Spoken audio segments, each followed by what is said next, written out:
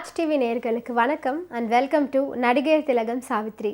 நம்ம நிகழ்ச்சியில் சாவித்ரி அவர்களுடைய திரைப்பயணத்தில் நடந்த பல சுவாரஸ்யமான விஷயங்கள் தான் பார்த்துட்ருக்கோம். இன்னைக்கு நிகழ்ச்சியிலையும் உங்களுக்காகவே இன்னும் பல அற்புதமான விஷயங்கள்லாம் காத்துட்ருக்கு. வாங்க நிகழ்ச்சிக்குள்ளே போகலாம்.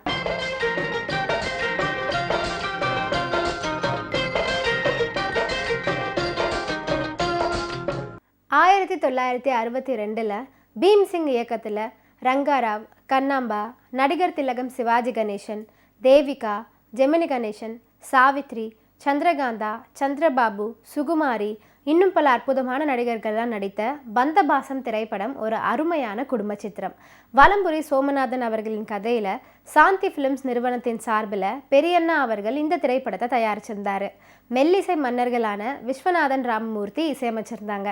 சிவாஜி கணேசன், ஜெமினி கணேசன் ஆகியோர் அண்ணன் தம்பியாக நடித்த இந்த படத்தில் நடிகைகள் தேவிகா, சாவித்ரி ஆகியோர் கதாநாயகிகளாக நடிச்சிருப்பாங்க.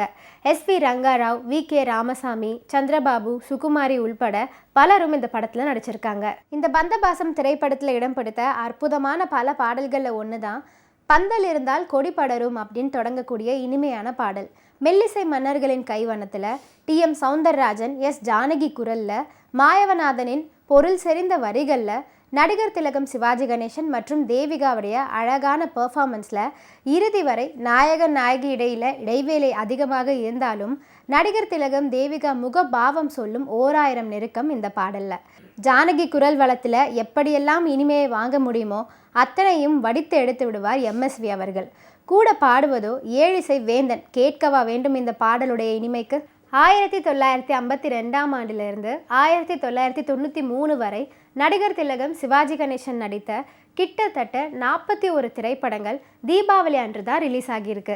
அதில் 8 முறை 2 திரைப்படங்களாக சிவாஜி கணேசனுடைய நடிப்பில் வெளியாகி சாதனையை படைச்சிருக்கு.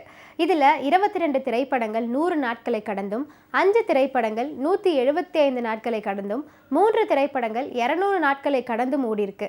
அந்த வகையில் 1962 வெளியான இந்த பந்தபாசம் திரைப்படமும் 100 நாட்களை கடந்த திரைப்படமாகும். அதன் பின்பு 1963 வெளியான அன்னை இல்லம் திரைப்படமும் 100 நாட்களை கடந்து சாதனையை படைச்சிருக்கு.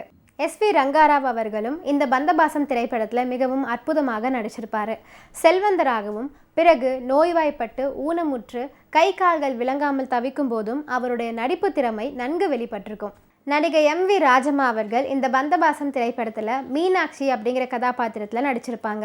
வழக்கம் போல அவருடைய நடிப்பை குறை சொல்லவே முடியாது. நம் தினசரி வாழ்வில் காணும் குடும்ப தலைவியாகவே இந்த திரைப்படத்தில் தோன்றியிருப்பாங்க நடிகை எம்.வி. ராஜம்மா அவர்கள்.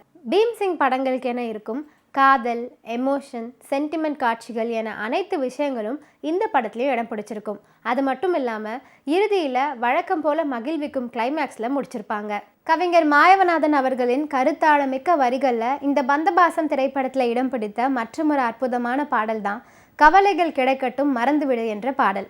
கருத்தாழம் நிறைந்த அற்புதமான வரிகள், உணர்வு பொங்கும் டி.எம். சௌந்தரராஜன் மற்றும் பி.பி. ஸ்ரீனிவாஸ் ஆகியோரின் குரல்கள், உணர்ச்சியை தூண்டும் நடிகர் திலகம் சிவாஜி கணேசன் மற்றும் காதல் மன்னன் ஜெமினி கணேசன் ஆகியோரின் நடிப்பு இந்த பாடல் வெற்றிக்கு அடித்தளமாக அமைஞ்சிருக்கு அப்படின்னு சொன்னால் அதை யாராலையும் மறுக்க முடியாது.